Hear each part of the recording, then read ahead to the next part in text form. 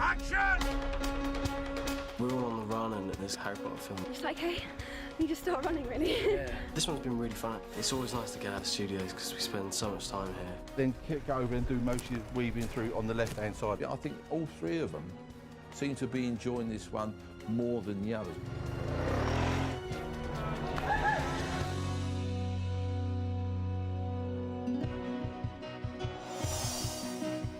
We were setting up these shots where they would be chased through the forest. And I said, all right, I'll do a take and I'll let them just get the hang of it. So I go to take one. Action! And they go, and I think, whoa! It's because they are trying to outcompete each other. Dan wants to run faster than Emma, Emma wants to run faster than Dan, and Rupert just wants to be anywhere to try and keep up with the pair of them. Are you guys secretly competing? Who's going to get there fastest? That's really good. All three of us will be saying, I was the fastest. He's amazing. The first take, we did the most amazing, like, James Bond style cartwheel over it. I hit it at quite a pace and then just sort of flopped over it. They're all going to say to the fastest. I am. Emma said Emma, probably, didn't she? She's wrong. I'm faster than Emma. I'd say me. Rupert knows he's not the fastest. Thinking about it, that's just him. He's just mouthing off then. First time I've ran in a long time. Emma really impressed me, and she can run. I mean, she left a lot of them for standing. I was so pleased.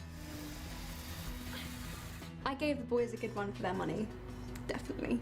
I could beat her. There's not even a question in my mind. If you well, it depends what distance, I mean, you're talking about, but short distances, every time. No problem. We'll cue you guys when to start running on this, because you're actually faster than Dan and, yeah. Don't tell him. I'll tell him. Yeah. I'm a hero. I don't care. I'll call it red carpet next premiere. We'll do it. We'll have a race, man. Make it 100 yards. I'll do it. I'm up for that. Not that I'm competitive at all. It's actually funny, David had to take us aside and say, I just want to remind you that this scene is about the film, not about which one of you can run the fastest. And we all sort of went away with our heads down, like, oh, it's a bit embarrassing. It's weird having someone chase you, how that kind of makes you run faster, really. Let's go, Jay. We're done. We're ready.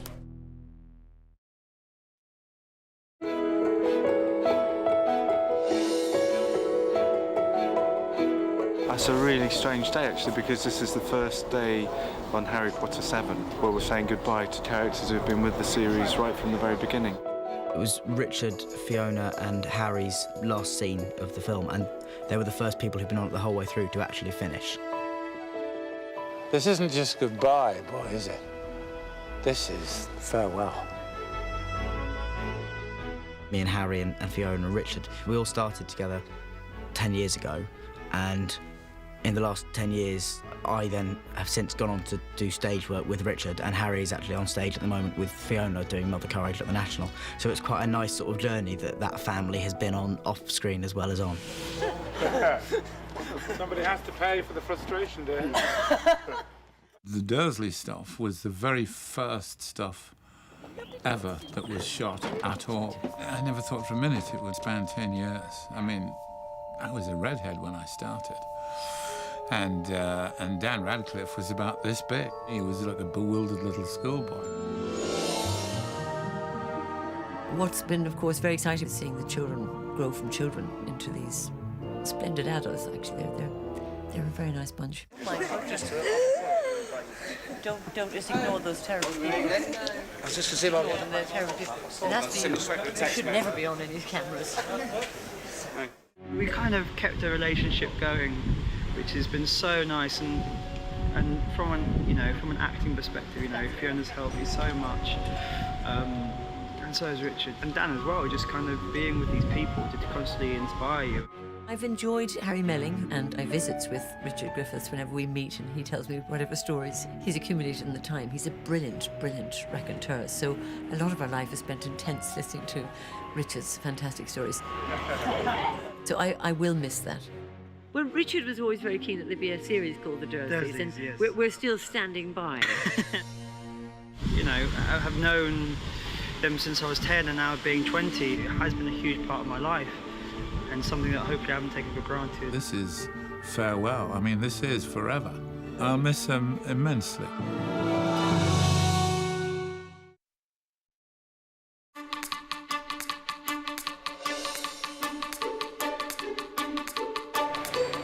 The flight from Privet Drive is a thrilling ride and has been a really complex logistical challenge, not just from a visual effects point of view, but from a stunts point of view, from locations, from design, all coming together.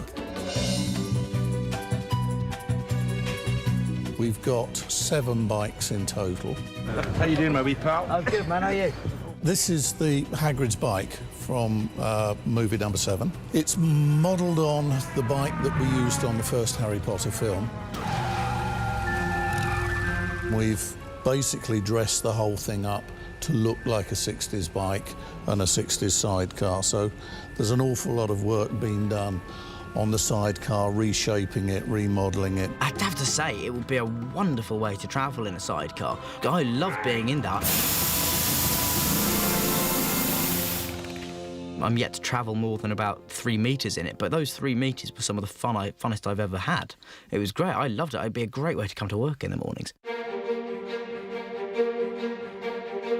For all the motorbikes in the opening sequence, we've got a number of requirements. We've got stunt motorbikes, which involved trains, wire rigs, and the ability to fly a motorbike.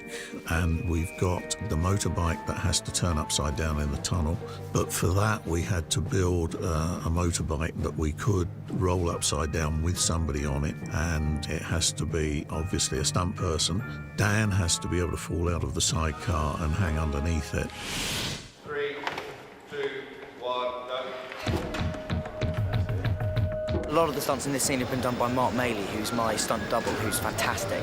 And he was going through the Dartford Tunnel in England, standing up in the sidecar of a motorbike going at sort of 40 miles an hour. I would love to be able to take the credit for it, but unfortunately I can't. Mark's been doing great work for me. And also a plus side of having Mark doubling you is that he's legendary for having a very, very nice bump. And it's great because he's doubling me in this scene. I've turned out looking very, very good, as it turns out. Most complicated, I would probably say, is the motorbike chasing, and basically that involved going in between traffic at quite high speeds. I think we were doing around 30 to 40 miles an hour. So that was really, really exciting and very different to do. This is day 3 in the Liverpool Queensway Tunnel. It's more practical to film in a 4-lane tunnel because we can get cameras, cars, other vehicles in a 4-lane tunnel, and then we create a CG wall for the 2-lane tunnel.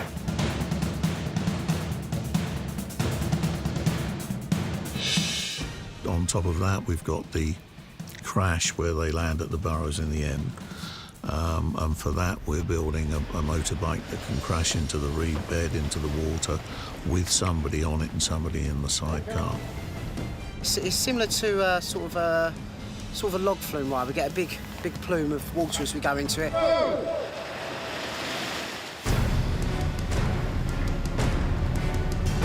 The thing I'm most proud of is that the work that we've done blends together so seamlessly that a lot of people don't realise that it's a practical effect or it's a visual effects effect, because they just accept it that that's the story on the screen.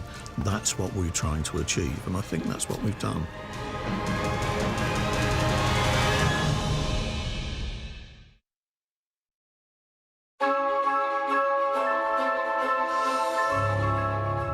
The wedding started with a tent, and Stuart is absolutely passionate about tents, so he thought it complemented the exterior of the Burrows. We've done a few tents, but then when you go back as far as we've done quite a lot of everything, actually. The wedding tent is I hope, rather beautiful. It isn't a modern contemporary tent. It's very Edwardian in its shape and its silhouette, and rather elegant. Take 2. David's didn't want stripes, they wanted a plain colour. So we ended up with the whole thing built up with the exterior of the Burrows being painted purple and the tent being a sort of pale grey with purpley tassels and trimming and a purple carpet. It is very elegant and it looks beautiful. You know, they've got the lights that hover and the tables look good. It is definitely a French influence. I'm Mr. Weasley. Enchanté. Enchanté. It's really quite exciting. It actually feels like a party really in there. It's a great set. You can get going on the tent. Tent? Protego Total. Where am I supposed to find a tent? There's a very modest little tent that the three heroes journey throughout this film in, and it is supposed to be that tent from the World Cup in Harry Potter 4. Home sweet home. We had established the size of the exterior tent in the fourth film, but the interior is different. We didn't have the ritzy lining that we had in the World Quidditch tent. Did you think we were going to be staying in a five-star hotel? That was just a very simple set indeed, actually, and Eduardo Serra photographed it beautifully. The lighting is very beautiful, very subtle, varied from day to night and season to season. It's amazing how much, richness and interest you can get out of a couple of sheets of canvas, basically. I get it.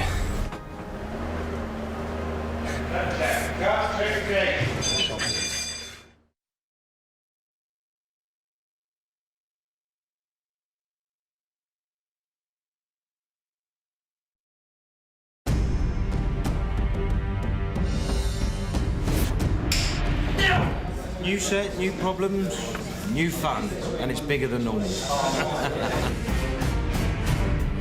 Today is the all-night cafe where Harry, Ron and Hermione think they've got away from the Death Eaters. The Death Eaters appear and a big wand fight ensues. They were always given a sequence or a general scene, and they say we want some kind of wand fighting. So we try and put together some kind of duel. All right, so let's just go through a half-speed rehearsal, guys. The cafe scene was quite complicated because it was quite a timing issue. Hermione comes out from behind her hiding place, goes down, waits a few beats, comes up and goes down again, and it was trying to get the movements exactly right, plus explosions going on in your face. The spell throwing is a totally visual thing that you have to make up. You can't actually see the spell. That's something I'll be adding in later. If you're doing a sword fight routine, you use the swords and you can connect, but when you're actually doing a wand fight, you're not actually connecting with anything. So that makes it difficult.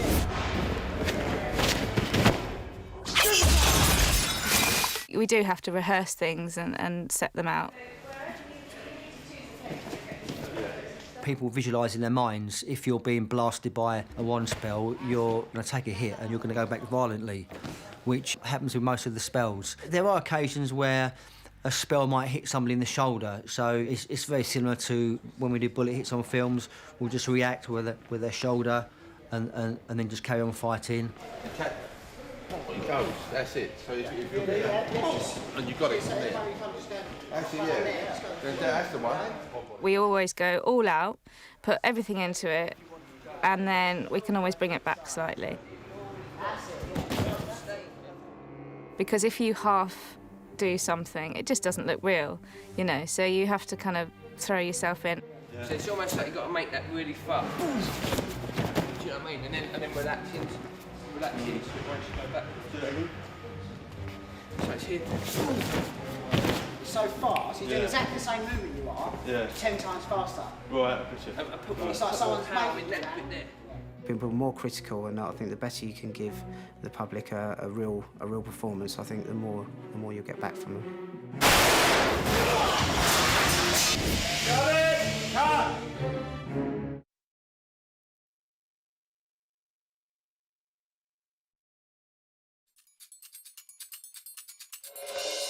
We've had some crazy things fill in for whatever the creature's supposed to be.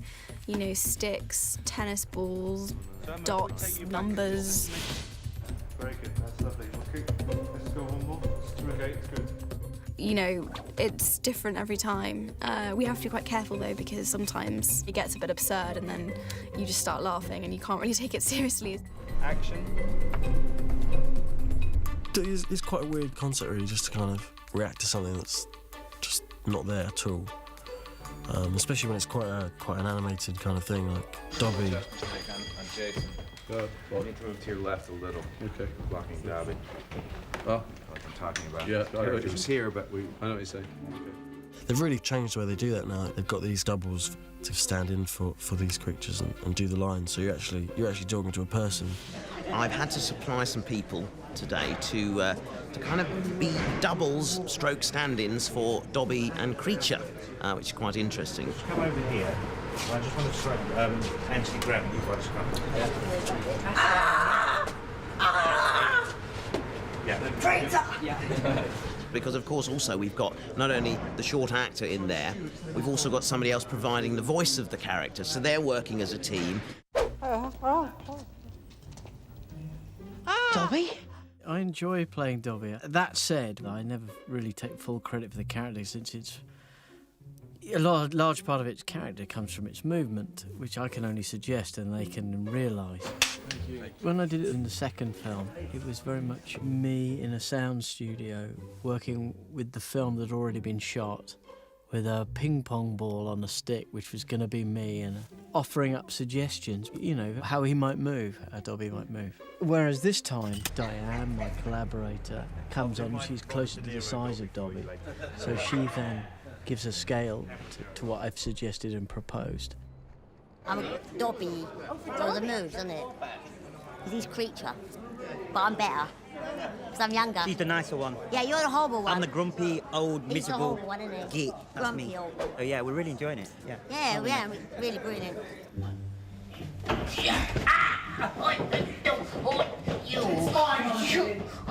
It allows David Yates to sort of direct the whole scene with all the integral parts. Yeah, you're right. And you want me to notate this in my head? Take me a little moment just to retain what he's saying. Yeah, that would be great. Yeah. In the past, you would shoot the stuff with nothing in there, and it's harder to perhaps get sort of real interactions between the live action performers and the 3D characters and create an electricity between the two elements. Do you need me to vocalise at all? Like, just to go, Yeah, that would be great. Yeah. Now that the performers act in the scene, I think you get a far more vibrant exchange from the live action actors and gives you a more potent sequence. Who was it, Creature?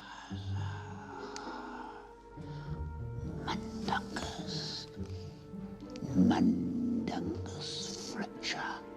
If you can have another actor on set to interact with, I mean, it helps your performance no end. And, you know, hopefully when the audience sits down to watch the film, it will be a seamless character interacting with the actors and prove to be very realistic. Harry Potter.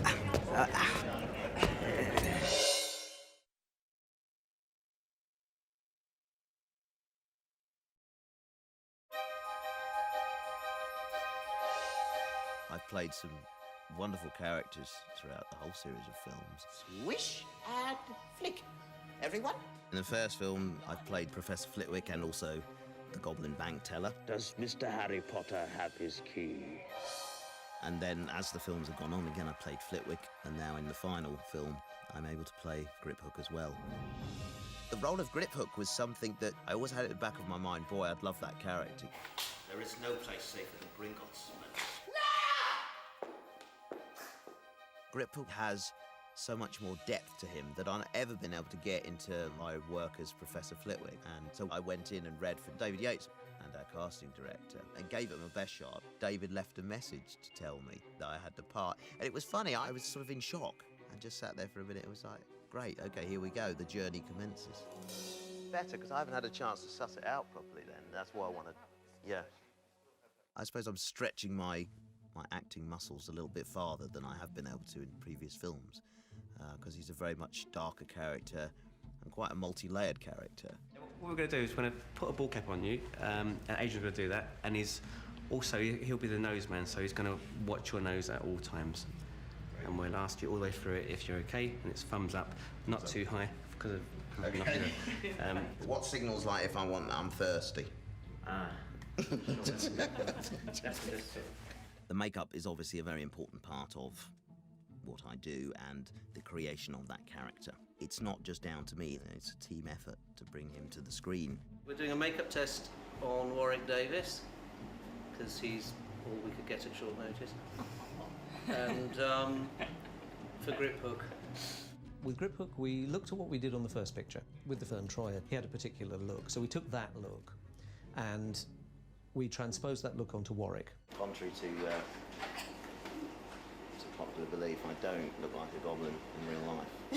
So without all of this and without these two here and all the other people that go to put the makeups together, I wouldn't be able to do the work that I do because I don't look right. I'm too good looking.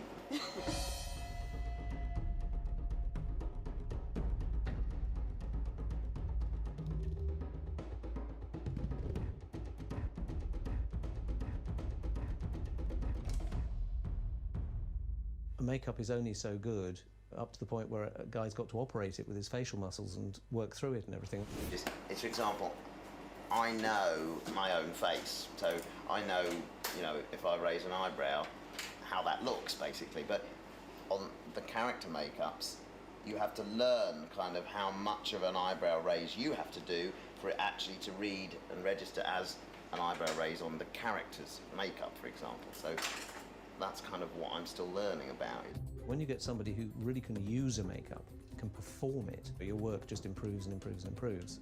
And so I've been very fortunate working with Warwick. It is important you don't rely on the makeup.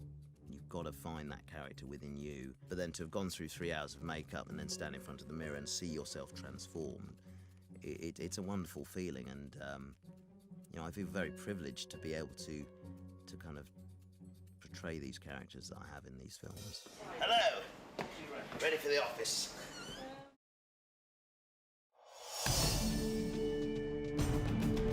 Devon Harris, this is the most complicated scene in the world! I know pretty much how it's going to be. None of us quite have any idea what's going on. I can see it in my head very clearly. We shoot that way, and that way. It was really fun. It's bloody confusing though. Even a bit unnerving, to be honest. It's really difficult to shoot, but it was really rewarding. It's really fun.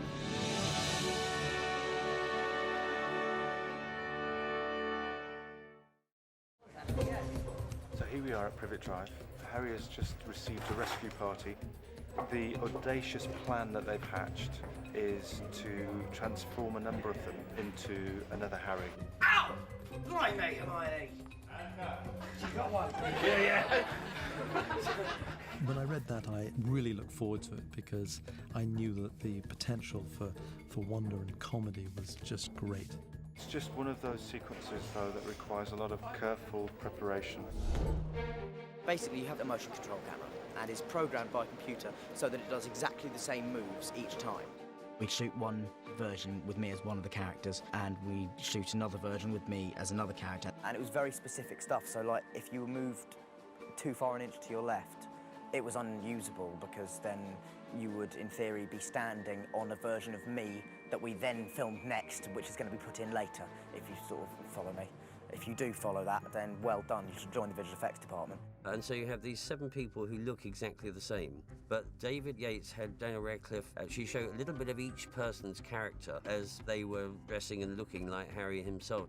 I watched him do me, and that's quite close, really, uncannily close. A bit frightening, really.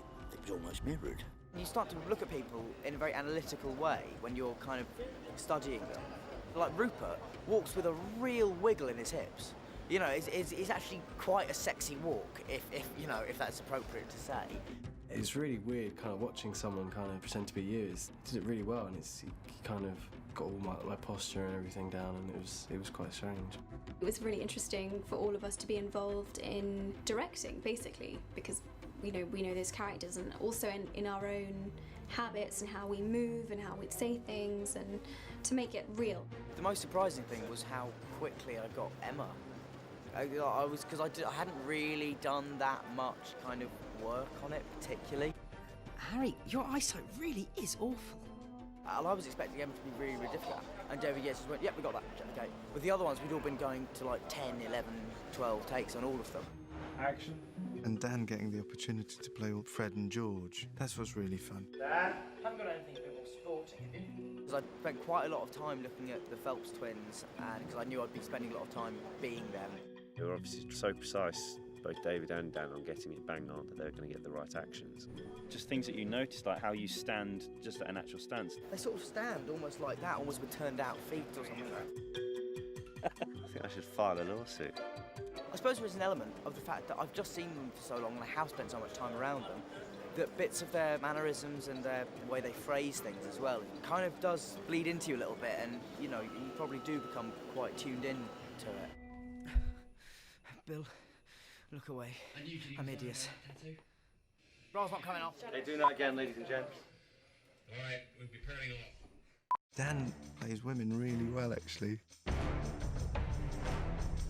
I was thrilled. That was one of the things I was delighted about, was how good I looked in Fleur's costume. I looked fantastic in women's clothing. And I was like, yeah, man, I look good. I look a rock star. So I was quite pleased with that. With Dan in those 3 days, always saying, work it, just work it. Bill, look away. I'm hideous. Oh, smashing, mate. It was excellent. And we did also, I have to say, break the record for the most number of takes ever done. Take 73. Because it all counts as the same shot for each pass at when I do Fleur and Munungus and all those characters, it all counts as one shot, and we did get up to, I think, 95 takes on that one. It was a long day. The actual sort of putting it together was reasonably simple until you get to the point where we had to do the facial changes. So we used a system called MOVA, which is a facial capture system. This is ultraviolet makeup that only shows up under these lights. So we've decided to use this very exciting new technology where I'll be filmed from kind of all angles by about 26 or 27 cameras at once. The actors gave us these fantastic kind of performances as they transformed, and we blended from one to the other, and it was very successful, actually. It's probably a scene that we could not have done 5 years ago, and took great discipline on everybody's part, but particularly Dan. We've basically translated it fairly faithfully because it's such fun in the book, and we wanted to bring that spirit to it. It is the film equivalent of actually doing a magic trick, and I think people will have the same kind of wide-eyed, childlike response to that scene. And of course, I'm delighted with it because 7 of me are once on screen, so it's any actor's dream. Wow, we're identical.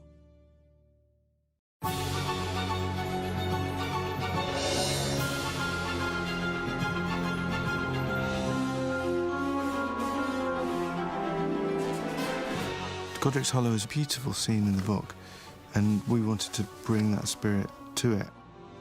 Still think we should have used Polyjuice Potion. No. This is where I was born. I'm not returning as somebody else. And we shot that at Pinewood, and Stuart built this beautiful little set. The look of Godric's Hollow is quintessential English. We look for real villages, as you do, as inspiration. And in the place I preferred, there were 3 magnificent cedar trees, and it seemed just great to have the graveyard underneath the spreading branches of the cedar tree. Pinewood has this splendid old garden, part of the original estate before it was ever a studio, and there is one magnificent cedar tree there. So we went there for that tree, literally, and built the graveyard around the tree. It's a mixture of modern gravestones and very old ones. It was a very beautiful set. People couldn't believe that it wasn't real.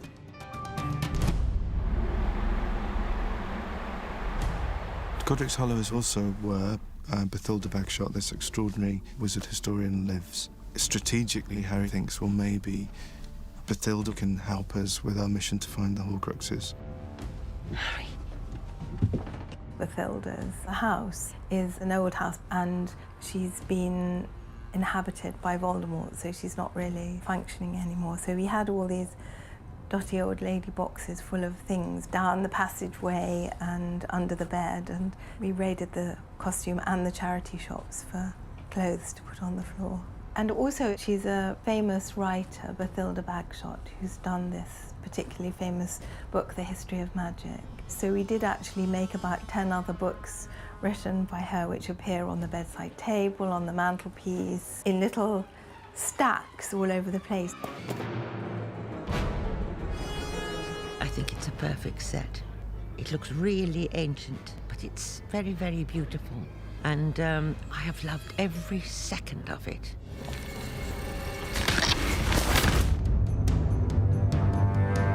Godric's Hollow turns into a very dangerous trip. They find Bathilda. She is there.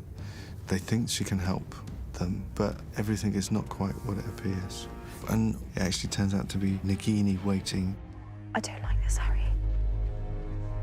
It then leads into what is, I think, one of the scariest sequences in the film, which is a huge fight between me and Nagini, who is Voldemort's pet snake, I suppose. Nagini's probably the closest thing we have in terms of it's a creature in the film, but it actually, it's really a snake. I think, snakes scare a lot of people, and we can play on those kind of pretty sort of straightforward references of the way snakes move and the sort of the creepy nature of them, the eerie sort of quality of them. We did look at a lot of videos of snakes feeding, and it just gives us ideas like biting the arm and spinning Harry, and how he gets on the floor and he uses the spinning action of grabbing and biting and rolling to get the rest of the body coiled around, and then that's how real constricting snakes do. So that we use that as definitely as reference. It's the first time where you've actually seen Nagini attack, and she feels physically very dangerous. We haven't seen that before, and they're fighting in a very small space. So the planning of that scene was key.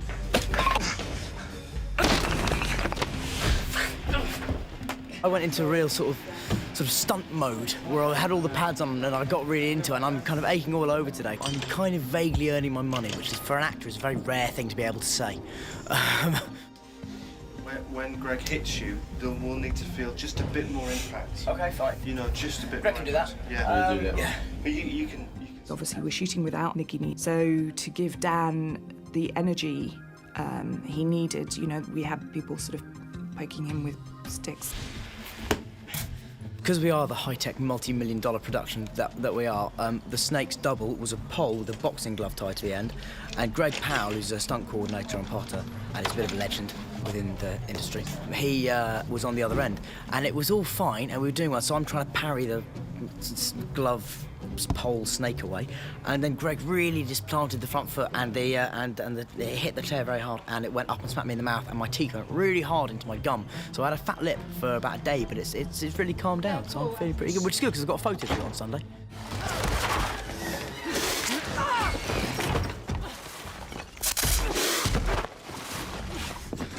It's one of those big action sequences, and you kind of block it through, and you've got absolutely no idea how it's ever going to come together. But when you actually get down to doing it, it seemed kind of seamless, which is lovely and rare. And action! Straight! Straight! Fringo! Straight! What am I doing with Fringo? Sorry. Out there. Red card. That was the best one yet. Out there. That was terrific. Oh. Sorry, what am I doing? The snake's... The snake's coming in, it's Ringo.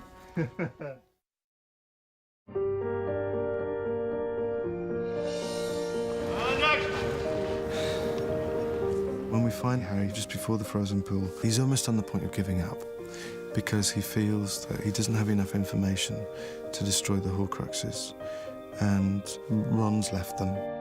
Ron's been gone for like months. He comes back as Harry's seen the sword of Gryffindor under this iced over lake.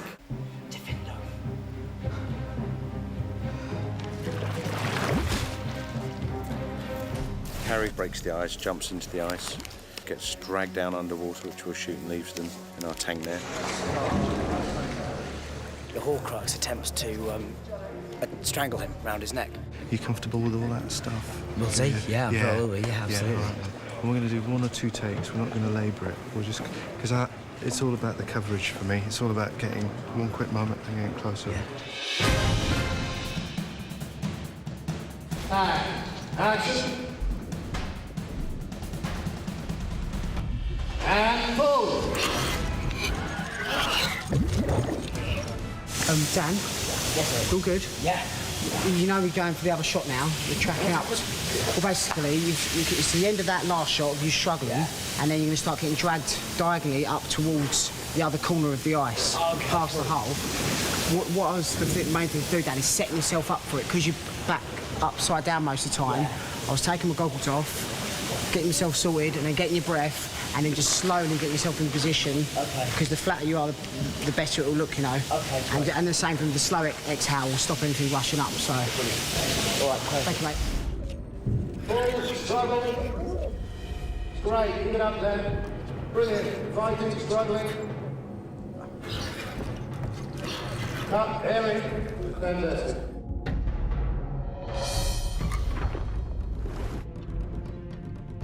It was a good scene to shoot because Harry's rescued by Ron.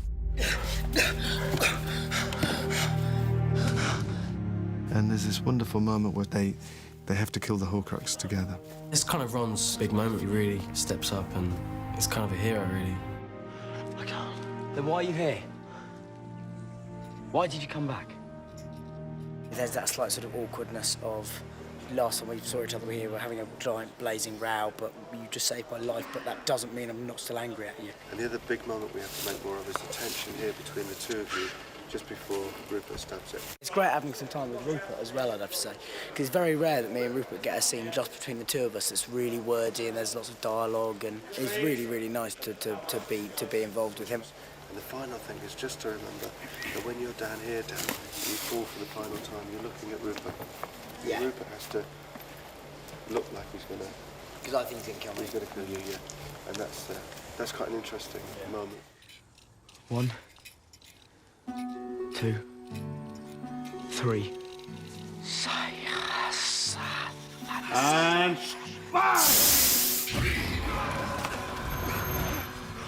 I think the world of Rupert, and it's nice to be able to, especially like moments like this when I'm off camera, just be there and help and try and offer what support you can.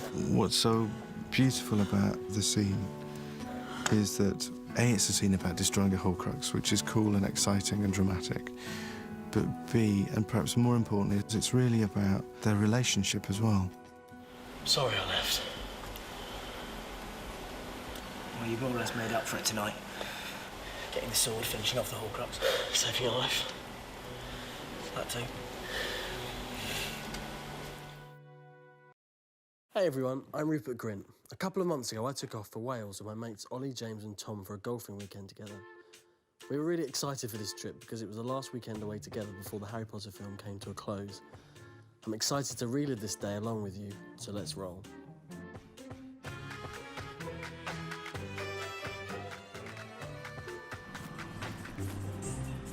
When people say to us, so are you friends outside of work? And we say, yeah, we are. They think it's just because we're told to say that, which we're not. But it's just that we are genuinely good mates.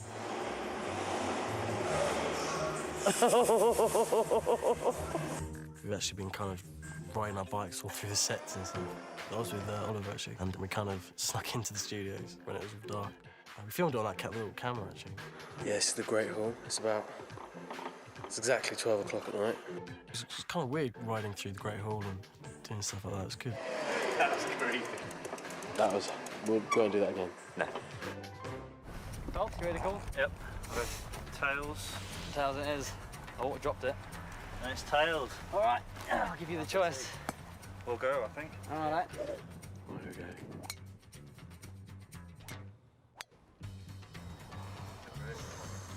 Pretty good. Oh, he's in the bunker. Oh, it's all right. It was good playing with Tom, because I think actually it was his first ever round on a kind of a real golf course, so we were all quite keen to see what it would be like. I didn't want him on my team, actually, I have to admit, but he was really good, actually. He played really well. He didn't come last at all, so I was quite impressed with Tom. Rupert's my friend. I've always wondered. No, seriously, though, what would you be doing if you weren't acting now, Rupert? Well, that's you a good selling question. ice cream or something out of the van, maybe? Well, yeah, that was the original dream, yeah, to be an ice cream man. Yeah, of course. I don't know, it's weird, because I kind of got into it with a fluke. It was just... You were pretty young as well, weren't you? Just saw it on newsround and just... Yeah. Didn't you send in a rap? I did, yeah. So would you be a rap artist? I was a bit of a rapper, yeah. Really? Yeah, I had some rhymes, yeah. MC Green. MC Green. I did too. You did, yeah. I did, in the old disco days, yeah. I sent that to the casting people and, yeah, got a few auditions. If all Snape wants is the Sorcerer's Stone, why did he try and kill you during the Quidditch match?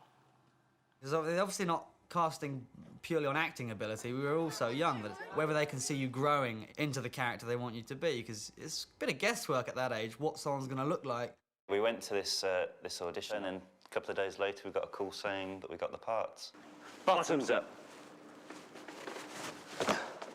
There's a point where you realise that your life would never quite be as usual as you always planned it to be. Have you modified any more ice cream trucks recently, Root? Well, yeah, well, that's the thing. So we're doing this rally, aren't we? Yeah, we're doing a wacky rally. It's like a big, it's like kind of like the Gumball rally, but the budget is like £250 and you have to get a car for that and then drive all around Europe. And yeah, that's what we're doing at the moment. We're trying to find a car that can take us around there. It's proving a bit hard, isn't it, just to get everything, but that's in a couple of months, that'll be fun. Yeah, that'll be cool. That went really well. The kind of idea of it is you buy a car and you have to kind of decorate it in a crazy way, and we actually got our car for about £60 and turned it into a lifeboat and did it to raise money for the RNLI. So yeah, it went really well. It was a lot of driving. It was like 500 miles a day, and by the end I wasn't allowed to drive because it's not supposed to go over 80 miles an hour. And I might have gone a little bit over that, but yeah, it was really good fun. It was a real adventure. So yeah, we had a great time. It's for 6, yeah. Oh. Ah. Over the years, you get used to the people coming up and knowing your name and stuff. It's quite strange. When it really hits home is when you go to the premieres and stuff and those big kind of red carpet, crazy days. I requested a grand entrance. This is what I got. It's a surreal experience. I mean, Dan says it best when he says you don't really understand the phenomenon of Harry Potter until you go halfway around the world and see that even in Japan they recognise you or something like that. It's a very, very surreal experience. I can't believe the fans are sort of getting bigger every year. It keeps getting bigger and better every year, so, I mean, I can't believe it, really. Half of my battle is pleasing the director, and if the other half is pleasing the audience, if both of those are happy, then I'm over the moon. I'm just taken in by all these guys. It's incredible. It's incredible. We're now on the third hole, which is par 3, 165 yards, I believe. So we're going to have a nearest the pin competition. It's quite a challenging hole. We've got some nice sweets for the victor. Who is the most competitive out of you two, honestly? Or you three, even, rather? I take things fairly easy, but you guys seem to have a bit more of a competitive edge. Well, Oliver and I have obviously always been competitive since we were born. Naturally. I'm quite competitive, yeah. Have your moments. I've got a brother and... You've got the old brotherly streak of competitiveness in you. Yeah. Well, that's always good. I've got 3 older brothers. I'm just used to losing, I guess. That's what it is. I'm kind of subdued to it now, but yeah. Thank you very much. Congratulations. Thank you. Thank you. What did you say was your favourite film, Tom? Chamber of Secrets. We all look so cute. Ah. No, I don't really know, to be honest with you. Working on it, I don't know. It all feels like one kind of big movie. All I can think of for the Chamber of Secrets was I got food poisoning having an omelette, and I've not had one ever since. Yeah, probably a wise move. 8 years ago. Well, this is the lessons that we've learned. That's my main lesson from Chamber of Secrets.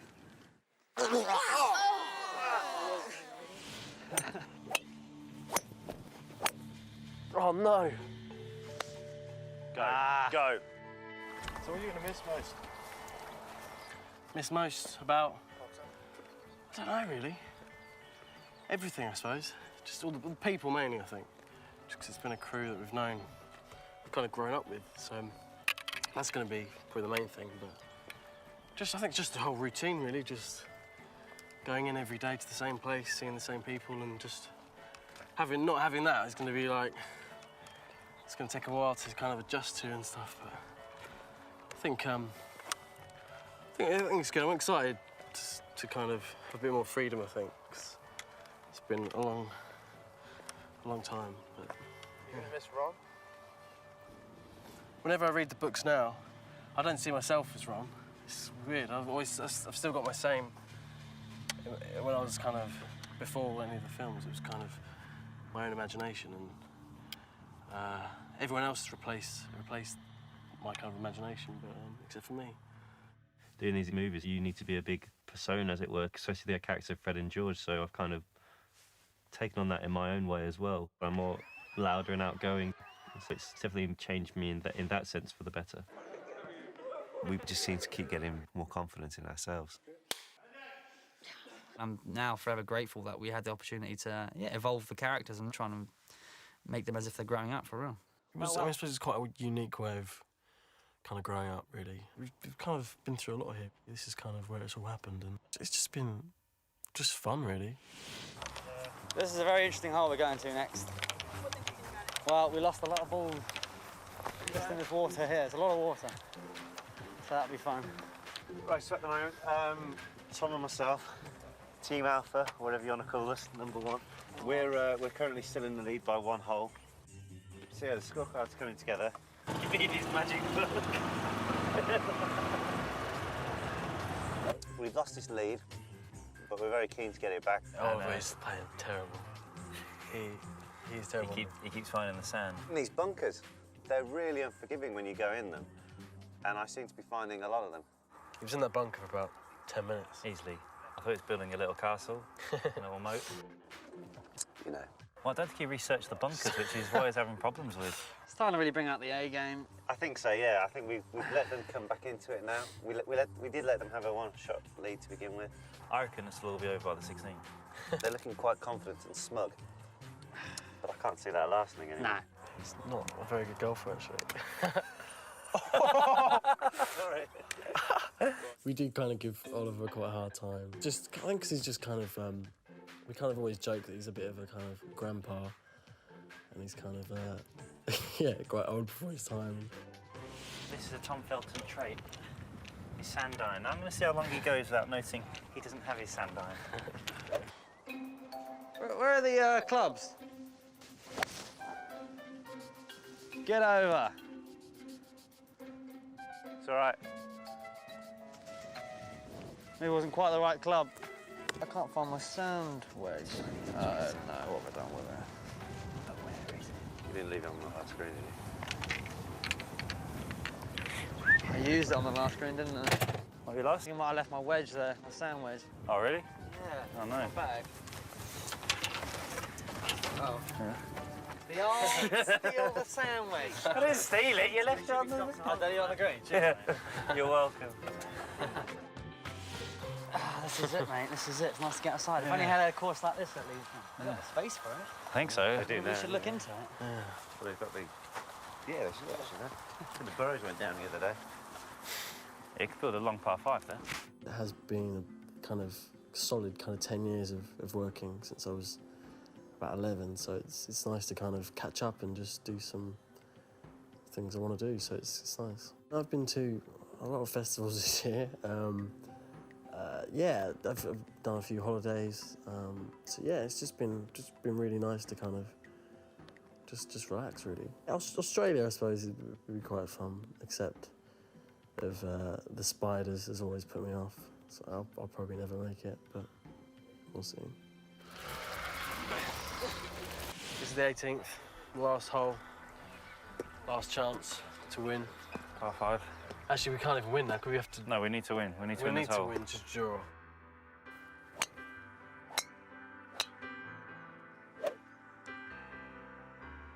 Oh, you get... Yeah, It's a good putt. Well played, gents. Well played. Good round. Evened up. Well played, Rupert. Yeah, well done. Well done. Played And my Ollie. partner. Ah, it's all on that. Actually, I shouldn't. I've got. Yeah, no, I didn't. I hated it. Never mind. Never mind. This chapter in our life will be at an end. And we've always had in our head, oh well, I'll see you next year. I'll see you in 6 months' time or whatever. And then when that won't be there, hopefully it won't strike too hard. We were all here since 10, or pretty much, and then we're all leaving here at 20 odd. So yeah, we're all very proud, and that's something that we have together. I've enjoyed playing Ron, and I've just had such a good time doing it. It's been just an amazing experience, and it's weird thinking what I'd do if this didn't really come about, and I don't know where I'd be now. So I'm quite grateful for that. The best scorecard goes to Oliver. Thank you. A respectful, with a respectful 16 over. Well done. Thank you. Yeah, well done. I'll take that with a... Little ripple. Little ripple. Oh, there it is, the trophy. Sensing your best player award. Best player. Thank you. Thank you. Well played, Ollie, mate. Well played. Thank you, partner. Deserved. Thank you. Woo! Yeah. However, the main prize goes to the best group score. Rupert and myself. Best group score. Best group score. Thank you very much. Number one. As expected. As expected, as we did say at the start of the day. And a round of applause from the gallery, finally. Thank you. Well played, boys. I was gutted not to win the individual trophy, but in the end, it wasn't really about winning. It was just nice to get out of the studio for a weekend and hang out with my friends before Harry Potter was over.